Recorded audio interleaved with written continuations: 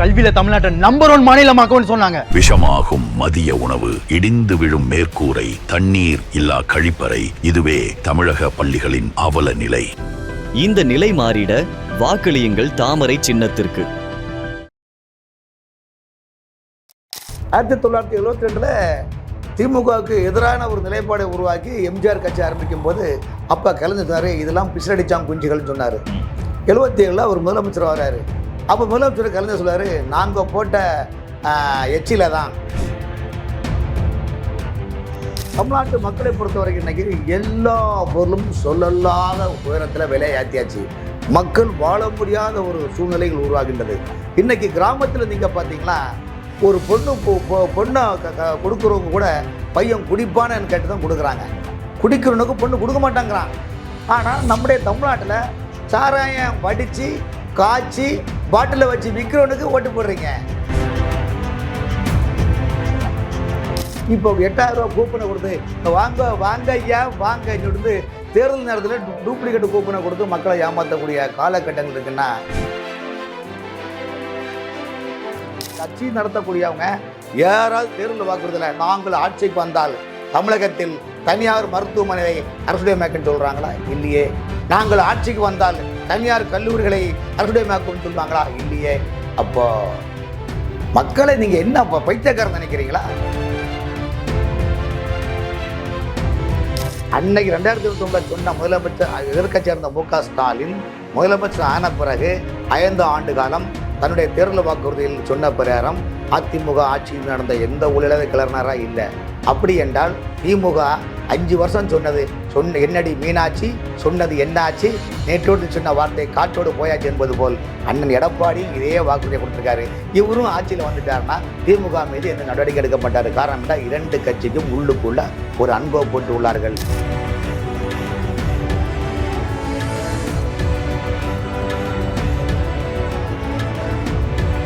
ஜாம்பவான் நேயர்களுக்கு பிரபாகரனின் அன்பு வணக்கம். இன்றைய அரசியல் அரங்கம் நிகழ்ச்சியில் நம்மோடு இணைந்திருக்கக்கூடிய சிறப்பு விருந்தினர் மூத்த ஊடகவியலாளர் திரு V.S. ராமன் சார் அவர்கள். வணக்கம் சார். வணக்கம். தொடர்ந்து தமிழக அரசியல் களம் சூடு பிடித்திருக்கிற சார். எல்லா கட்சிகளும் தேர்தல் பிரச்சாரம் ஒரு ஃபயராக போய்கிட்டு இருக்குன்னு சொல்லலாம். அந்த மாதிரியான சூழலில் இருக்கிறப்ப தாவேகா குறித்து வந்த பிறகு எல்லா அரசியல் கட்சிகளும் விஜய் குறித்தும் தாவேகா குறித்தும் தான் பேசுது. கூட்டம், கரூர் இன்சிடென்ட் இதெல்லாம் தாண்டி பல விஷயங்கள் சொன்னாலும் டி நகரில் நேற்று நடந்த பார்க்குறப்ப அவ்வளோ க்ரௌடு சார். சின்ன பசங்கள்ல இருந்து பெரியவங்க வரைக்கும் மீண்டும் மீண்டும் இப்படி க்ரௌடு வர்றது அப்படிங்கிறது தாவேகா ஒரு வலுவான கட்சி அப்படிங்கிற எண்ணத்தை பொதுவாக இருக்கிறவங்களுக்கும் தோண வைக்குது. அது அப்படி தான் இருக்கா? அருமையான கேள்வி கேட்டீங்க. ஏன்னா தமிழ்நாட்டை பொறுத்த வரைக்கும் 1967 இன்னைக்கு வரைக்கும் தமிழ்நாட்டில் அதிமுக திமுக என்ற 2 திராவிட கட்சிகள் தான் மாறி மாறி சுழற்சி மூலமாக ஆட்சி அமைச்சிட்டு இருக்கிறாங்க. இதை இன்னைக்குள்ள நியூ ஜென்ரேஷனுக்கு காரணம் என்ன? இந்த 2 திராவிட கட்சிக்கு மேலே ஒரு வெறுப்புணர்வு வருது. என்ன ரீசெண்ட்னா, இந்த 2 ஆண்ட கட்சிகளும் 2 பேரும் பார்த்தீங்களா அவங்களுடைய குடும்ப நலனை தான் பெருக்கிட்டாங்களே தவிர்த்து தமிழ்நாட்டில் உள்ள மக்கள் தேனாறுலையும் ஓடலை, பாலாறுலையும் மதக்கல்ல, எதுவுமே கிடையாது. காரணம் என்றால் நீங்கள் கடனை வாங்கி வரிகளையும் ஏற்றி கடனை வாங்கி எந்த வளர்ச்சி பணிகளும் இல்லாமல் உங்களுடைய சூழலுக்கான ஒரு நிலைப்பாடு இருக்கின்றது. ஸோ இந்த சூழ்நிலை பார்க்கும்போது இளம் தலைமுறை, அதாவது நியூ ஓட்டர்ஸ் என்ன நினைக்கிறாங்கன்னா, இந்த 2 திராவிட கட்சிகள் எது புதுசாக ஒரு ஆளுக்கு போடுவோமே, அது ஏன் விஜயம் இருக்கக்கூடாது? ஓகே. ஸோ இளம் தலைமுறைகள் மட்டுமல்ல, பொதுவாக தமிழகத்தில் 60% குடும்ப பெண்களுடைய மனநிலை, பள்ளி மாணவியர்கள் மனநிலையும் எங்கு பார்த்தாலும் வீட்டுக்கு 3-4 ஓட்டு பிசில் என்ற சத்தம் கேட்டுக்கொண்டிருக்கின்றன. ஸோ இதை நீங்கள் கடந்து போக முடியாது. நீங்கள் கடந்த 10 நாளாக பார்த்தீங்கன்னா தமிழ்நாட்டினுடைய அதிமுக திமுக தலைவர்கள் விஜயினுடைய பேச்சே பேச மாட்டேங்கிறாங்க. அதுதான் விஜயும் கேட்குறாரு, விஜய் கட்சியினுடைய தலைவர்களும் கேட்குறாங்க, ஏங்க எங்களை நீங்கள் ஈஸியாக மறந்துட்டு போயிட நினைக்காதீங்க. அப்படி என்றால் தமிழ்நாட்டு மக்களிடையே ஒரு பெரிய தாக்கம் உருவாகின்றது. 1972 திமுகவுக்கு எதிரான ஒரு நிலைப்பாடை உருவாக்கி எம்ஜிஆர் கட்சி ஆரம்பிக்கும் போது அப்போ கலைஞர் இதெல்லாம் பிசரடிச்சாம் குஞ்சுகள்னு சொன்னார். 77 அவர் முதலமைச்சர் வர்றாரு. அப்போ முதலமைச்சர் கலைஞர் சொல்றாரு, நாங்கள் போட்ட எச்சில தான் அந்த முதலமைச்சரை பதவின்னு சொன்னார். இந்த மாதிரி கடுமையான விமர்சனம். அப்போ எம்ஜிஆர் சொன்னார், உண்மைதான், நீங்கள் எவ்வளோ சாப்பிட்டுக்கேன்னு சொல்லிட்டு தான் கணக்கு பார்க்க வந்திருக்கோம் என்று சொன்னார்.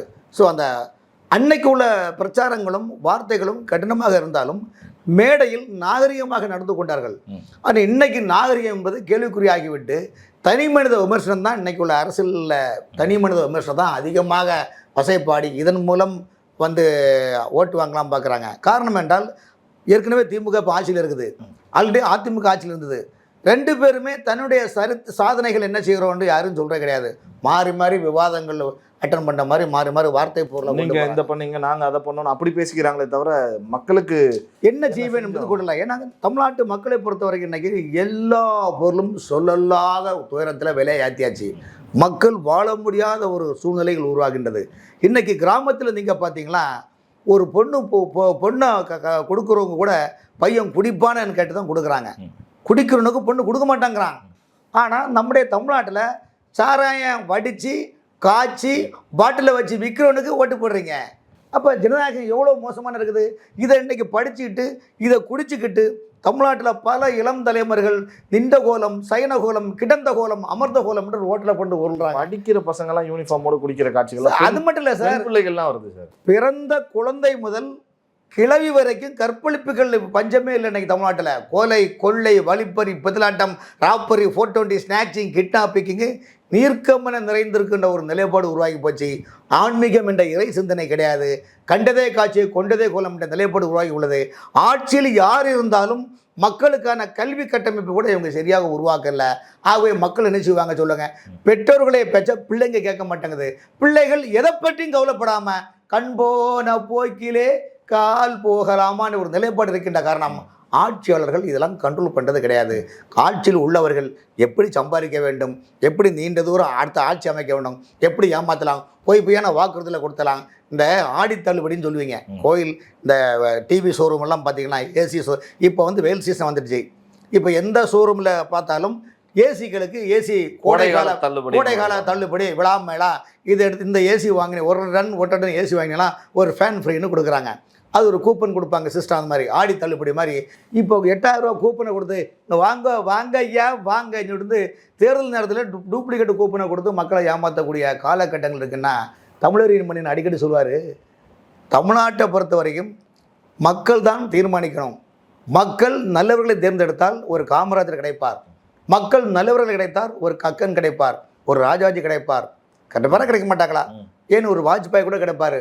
ஆனால் 300 ரூபாய் பணத்தை வாங்கிக்கிட்டு ஒரு கோட்டுக்கும் பிரியாணிக்கும் அடிமையாகி நீங்கள் ஓட்டு போட்டிங்கன்னா அவங்க கையில் ஆட்சியாளர் கையில் குடிமையை கொடுத்த உடனே ஐயையோ விலையாற்றிட்டான், ஐயோ குத்துறான் குடைறான்னா ஒன்றும் பண்ண முடியாது. ஏன்னா ஆட்சி அதிகாரம் இன்றைக்கி ஒரு ஆள் தமிழ்நாட்டை பொறுத்த அதிகாரம் போச்சுன்னா என்ன வேணும்னாலும் செய்யலாம்னு சொல்லிச்சுட்டாங்க. அதுக்கு காரணம் என்றால் ஒரு காலகட்டத்தில் அரசு துறை அதிகாரிகள் ஆட்சியாளருடைய திட்டங்களை வடிவமைத்து அந்த ஆட்சியாளரிடம் நிலைப்பாடு உருவாக்கி அரசு துறை அதிகாரிகள் மக்களுக்கு அந்த திட்டங்களை வடிவம் கொடுப்பார்கள்.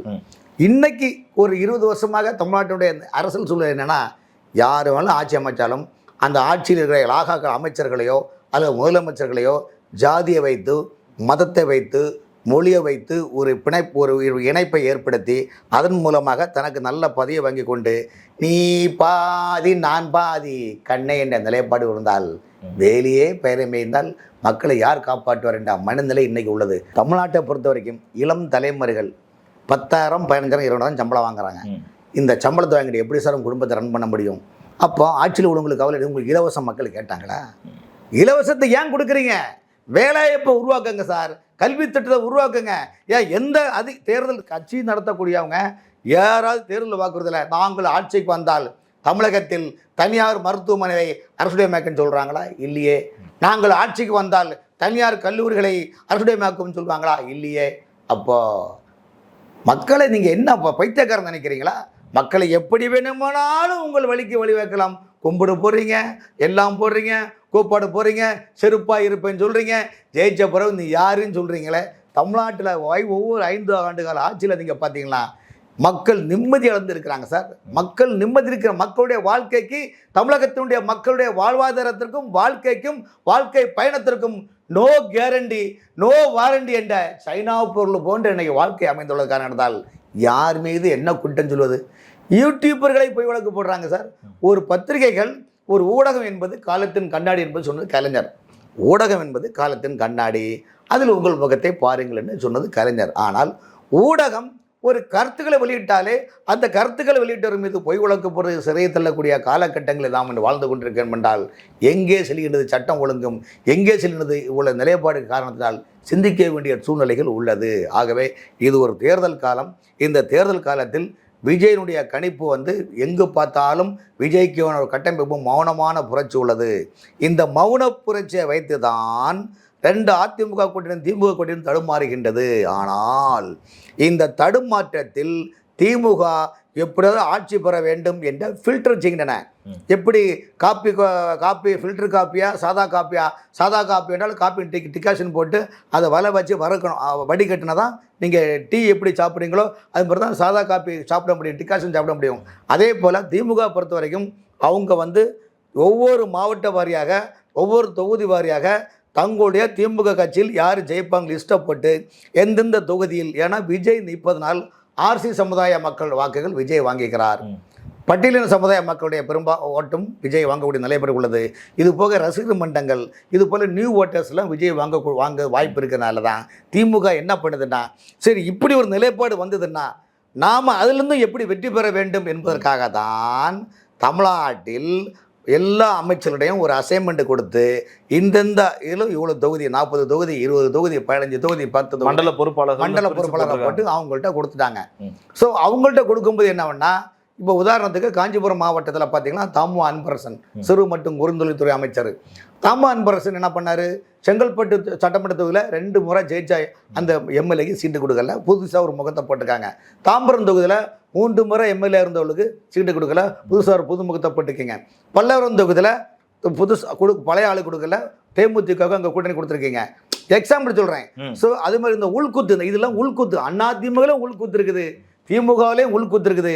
இப்போ திமுக நீங்கள் சென்னையில் அதிமுக பார்த்தீங்கன்னா 51 சட்டமன்ற தொகுதி பார்த்தீங்கன்னா 2016 2021 16 பார்த்தீங்கன்னா அதிமுக அங்கே வெற்றி வாக்கி வச்சுக்கிடுச்சு.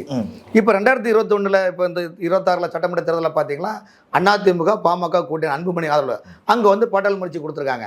அதே மாதிரி குமரி மாவட்டத்தில் 6 சட்டமன்ற தொகுதி, அதில் பார்த்தீங்கன்னா கன்னியாகுமரி தொகுதியை மட்டும் முன்னாள் அமைச்சர் தளபாய் சுந்தரத்துக்கு கொடுத்துருக்காங்க. ஆனால் அதே மாவட்டத்தில் குளச்சல் சட்டமன்ற தொகுதியில் 1.5 வருஷமாக பணியாற்றி அதிமுகவுக்கு சீட்டு கிடைக்க நம்பிக்கிறது கேடி பச்சைமல் முன்னாள் அமைச்சர், அவருக்கு சீட்டு கொடுக்கல. ஸோ இதெல்லாமே உள்கட்சி மேட்ரு, இதெல்லாம் பேக் ஃபயராக தானே ஆகும் சார் இந்த கட்சி. அதுதான் சொல்கிறேன். மதுரை மாவட்டத்தில் பார்த்தீங்கன்னா ராஜன் செல்லப்பா திருப்பரங்குன்றம், அப்புறம் செல்லூர் ராஜு ஒருத்தர் நிற்கிறாரு, அப்புறம் உதயகுமார் திருமணத்தை நிற்கிறாரு. இது போக பிரபலமான சமூக ஆர்வலரான டாக்டர் சரவணன் நிற்கிறாரு. அந்த சரவணனை தோற்கடிக்க வேண்டும் வரக்கூடாதுன்னு மொத்தம் நான் சொல்கிறேன் ஏற்கனவே சொன்ன 3 பேர் சேர்ந்து உள்ளடி அடிக்கிறாங்க. ஸோ இது உள்ளடியில் உள்குத்து. ஆனால் அதிமுகவில் மட்டும் உள்குத்து இல்லை, திமுகவிலே அது கூட திராவிட கட்சிகளும் அதே மாதிரி 2 திராவிட கட்சிகள் என்ன நினைக்கிறாங்கன்னா, நம்ம ஆளுங்கட்சியை வந்துருவோம்ப்பா, நம்ம ஆளுங்கட்சி வந்தால் இவன் மந்திரி ஏறக்கூடாது, அப்போ இவனுக்கு சீட்டே கொடுக்கக்கூடாது, களத்தில் வந்தாதானே சீட்டு கேட்பா, ஜெயிச்சாதானே சீட்டு கேட்பா, சீட்டே கொடுக்காம கூட்டணி கொடுத்தோம்னா முடிஞ்சு போச்சுல்ல. இந்த 2 உள்கட்சியில் இருக்குது. ஆனால் திமுகவுக்கு என்ன ப்ளஸ் பண்ணுறேன்னா சார், அவங்க எப்போ ஆளுங்கட்சியில் இருக்கிறாங்க.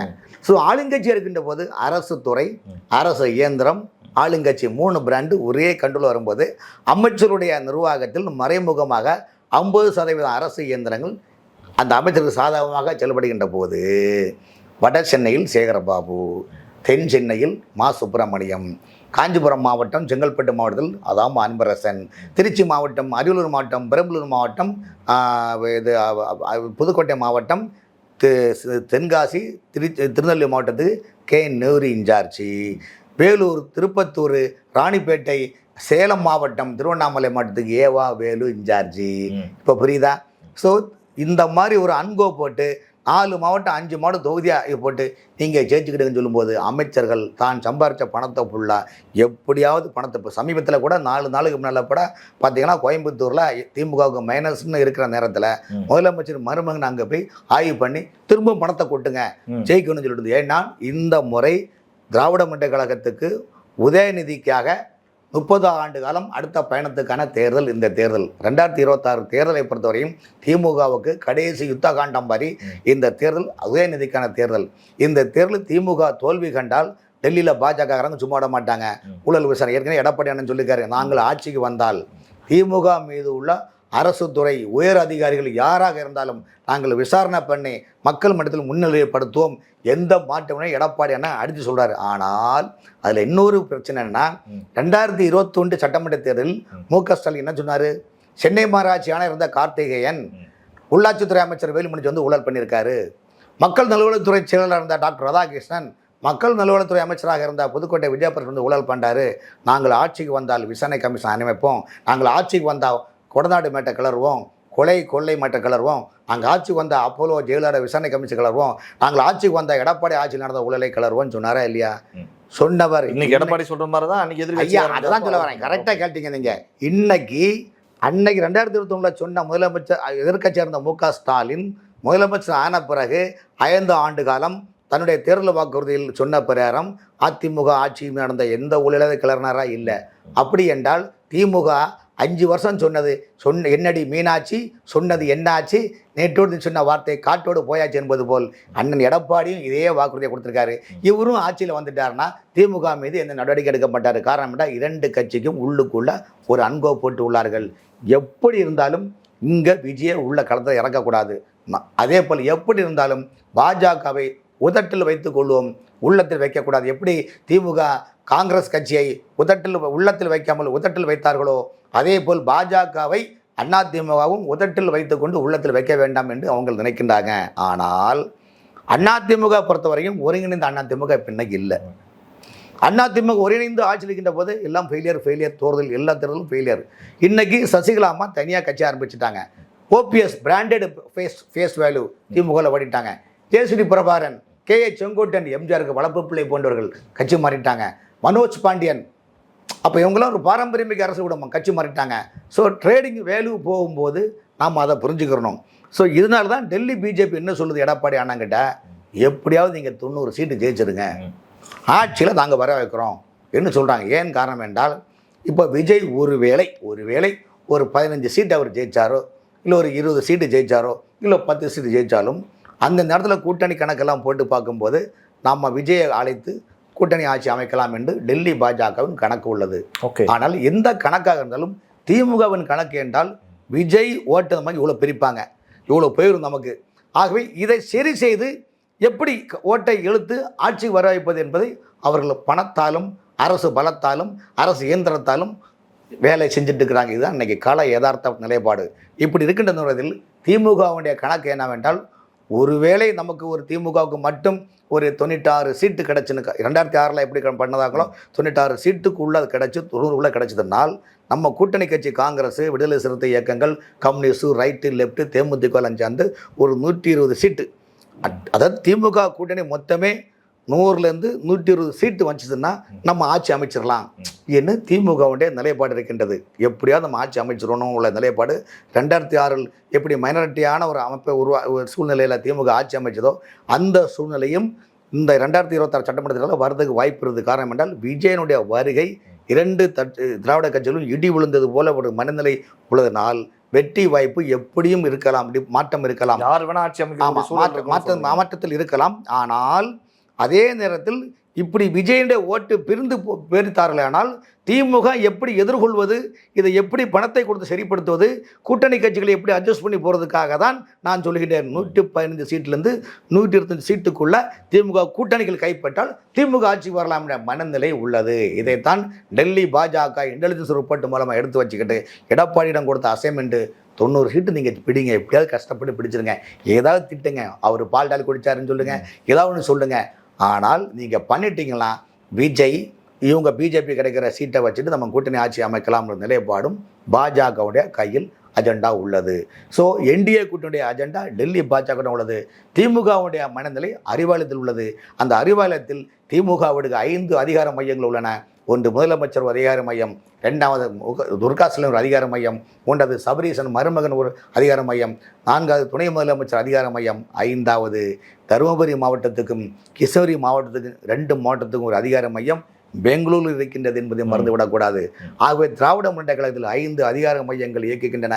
அந்த 5 அதிகார மையமும் எப்படியாவது மீண்டும் ஆட்சி வர வேண்டும் நினைக்கின்ற காரணத்தினால் வில்லிவாக்கத்தில் நிற்கக்கூடிய கார்த்திக்கு பிரபலமான ரியல் எஸ்டேட்டுடைய சிஇஓவான கார்த்திகை ஆதரித்து சபரீசன் தலைமையில் அவங்க குடும்பமே பிரச்சாரம் பண்ணுறாங்க. ஏன் திருவள்ளூர் சட்டமன்ற தொகுதியில் பல தொகுதியில் துர்காஸ்தலின் பிரச்சாரம் பண்ணுறாங்கனால் ரிசல்ட்டு சரியாக இல்லை என்ற அர்த்தம் தான். பயம் வந்துருச்சு, அதனால தான் குடும்பம். ஆமாம், பயம் வந்த காரணம் என்றால் இந்த முறை திமுக ஆட்சிக்கு வர வேண்டும் என்ற ஒற்றை இலக்கு. அதற்காக தான் செந்தில் பாலாஜி உள்பட எல்லாரும் தனித்தனியாக பங்கு போட்டு இவ்வளோ ஜெயிச்சுட்டு வாங்க அப்புறம் பார்த்துக்கலாம் நினைப்பேன்னா இது திமுகவுடைய கடைசி சந்திக்கக்கூடிய தேர்தல். இந்த தேர்தல் தான் 2 திராவிட கட்சியில் ஒரு திராவிட கட்சி விழும், ஒரு திராவிட கட்சி எழும். அதில் யாராக இருந்தாலும் திமுக இருந்துடக்கூடாது என்பதற்காக தான் குடும்பம் வந்து தேர்தல் பணியாற்றி அரசு இயந்திரங்களுக்கு பற்றி எங்கெங்கே மைனஸு அந்த மைனஸ் இடத்தை ப்ளஸ்ஸே ஆக்கலாம் என்று சபரீஸ் நடத்தக்கூடிய பெண் நிறுவனமும் இந்த வேலையை செஞ்சுட்டு இருக்கிறாங்க. ஆகவே திமுகவுடைய மனநிலை கூட்டணிகள்லாம் சேர்த்து குறைந்தபட்சம் 120 சீட்டு வந்தால் நம்ம ஆட்சி அமைச்சு தப்பிடலாம் என்ற நிலைப்பாடு திமுகவுடைய மனநிலை உள்ளது. விஜயனுடைய மனநிலை நீங்கள் சொன்னீங்க, இது திமுகவுடைய மனநிலை. விஜயனுடைய மனநிலை இப்படி களத்துக்கு போறாரு வராரு, ஆனால் பெரிய இம்பாக்டா பெரிய விஷயங்கள் அரசியல் எதிர்த்து பேசலனாலும் கிரௌடு இன்னும் அவரை நம்பி இருந்துகிட்டே இருக்கு. அது எப்படி நீங்க அவருடைய வெற்றி வாய்ப்பை எப்படி பாக்குறீங்க? எவ்வளவு சீட்டுகள் சார்? விஜயை பொறுத்தவரையிலும் அவருடைய மனநிலை வெற்றி 2வது இடத்த வச்சிருங்க. அவர் பெர்சன்டேஜ் தான் அதிகமாக எதிர்பார்க்குறாரு. 20% 25% வரைக்கும் நாம் இந்த நேரத்தில் கிடைச்சதுன்னா அடுத்த பார்லிமெண்ட் தேர்தல் சட்டமன்ற தேர்தலில் களம் அமைப்பதற்கும் தேசிய அளவில் கட்சியுடைய கூட்டணி ஏற்படுத்துவதற்கும் ஒரு எக்கு கோட்டையாக திகழும் என்பது விஜயனுடைய கட்சியுடைய நிலைப்பாடு. 2வது, விஜய் கட்சிக்கு பார்த்தீங்கன்னா ஆர்சியின மக்கள் அதிகமாக, உதாரணத்துக்கு பெரம்பூர் சட்டமன்றத்தில் அவர் நிற்கிறாரு, அங்கே பார்த்தீங்கன்னா 80,000 ஆர்சியின மக்களுடைய வாக்குகள் இருக்கின்றது. அடுத்தது முதலியார் சமுதாயம் அங்கே மெஜாரிட்டியாக இருக்கிறாங்க. ஸோ அந்த சமுதாய ஓட்டும் மதுரையான ஓட்டும் ஒரு நிலைப்பாடு. அதே போல் திருச்சியில் நீங்கள் பார்த்தீங்கன்னா இனிக்கோ இருதராஜ் அவர் வந்து பார்த்தீங்கன்னா திமுகவில் அவர் சீட்டு கொடுவானு KN நேரு சொன்னார். ஆனால் KN நேருவை மீறி MK ஸ்டாலின் முதலமைச்சர் அவர்கள் இனிக்கோ இருதராஜ் சீட்டு கொடுத்துருக்காங்க. ஏன்னா இனிக்கோ இருதராஜுக்கு திமுகவில் சீட்டு கொடுக்காட்டா அவர் தாவேக்கல அங்கே நிற்கலான்னு ஒரு அடியில் இருந்தாங்க. ஆமாம், அந்த தொகுதியிலையும் கிறிஸ்தவர்கள் அதிகமாக இருக்கிறாங்க. ஸோ அதனால் விஜய் இந்த 2 தொகுதியும் தேர்வு செய்தது. அந்த நிலைப்பாடை பார்க்கும்போது விஜய் வந்து பெர்சன்டேஜ் அதிகமாக வாங்கினால் அவருக்கு வெற்றி. அதே நேரத்தில் 20 சீட்டுக்கிட்ட கிடைக்கும்ன்ற நிலைப்பாடும் விஜயோடைய மனநிலை உள்ளது. ஸோ அந்த நிலைப்பாடை பார்க்கும்போது அவருக்கு இலக்கு 2026 ஒரு ட்ரையல், ஒரு டெமோ காப்பியாக இருந்தாலும் அடுத்த 2029 நாடாளுமன்ற தேர்தலும் அடுத்து 2030 சட்டமன்ற தேர்தலும் விஜய் 30 ஆண்டுகளும் தமிழ்நாட்டு அரசியலில் விஜய் உதயநிதி போன்ற தலைவர்கள் தான் இளம் தலைமுறைகளுக்கு பாதை அமைத்து 30 ஆண்டு கால பயணத்துக்கான ரெண்டு தலைவர்கள் நிற்கிறாங்க. ஏன்னா தேசிய கட்சி தலைவர்களை பொறுத்த வரைக்கும் யார் வேணாலும் இங்கே தலைவராக வரலாம். இப்போ அன்புமணியும் அவர் வயசாகிட்டு தான் இருக்குது, சீமான் அவர்களும் வயசாகிட்டு இருக்குது. ஒரு ஆட்சி என்பது வந்து 70 வயசு வரைக்கும் சார் நீங்கள் பயணிக்க முடியும், ஏன்னா வயது இதாயிரும். ஆகவே 40 வயசு இப்போ இருக்குதுன்னா இன்னொரு 30 ஆண்டு காலம் பயணிக்கலாம். ஆகவே இந்த தேர்தலை பொறுத்த வரைக்கும் திமுகவுக்கும் சரி விஜய் அவர்களுக்கும் சரி அடுத்த 30 ஆண்டு கால பயணத்துக்கான இளம் தலைமுறை ஊக்குவிக்கிறதுக்கான ஒரு தேர்தல் தான் இந்த தேர்தல். ஆகவே விஜய் அவர்கள் கணிசமான பெர்சன்டேஜ் வாங்குவார் தவிர்த்து வெற்றி எவ்வளோ பெறுவார் என்பது, ஏன்னா மக்கள் எங்கே பார்த்தாலும் மனசுக்குள்ளே ஒரு வைராக்கியமாக இருக்கின்றார்கள். குறைந்தபட்சம் ஒவ்வொரு வீட்டிலும் 3 பிசில் சத்தம் கேட்குது. இந்த 3 பிசில் சத்தம் கூடலாம், ஆனால் குறைய வாய்ப்பு கிடையாது. ஸோ அதனால் 2 திராவிட கட்சியும் விஜயை கண்டு நடுங்கி போயிருக்கிறாங்க. ஏன்னா விஜய் எவ்வளோ ஓட்டை பிரிக்கிறாரோ பிரித்தவர்களுக்கு பெரும் பாதிப்பு ஏற்படும்.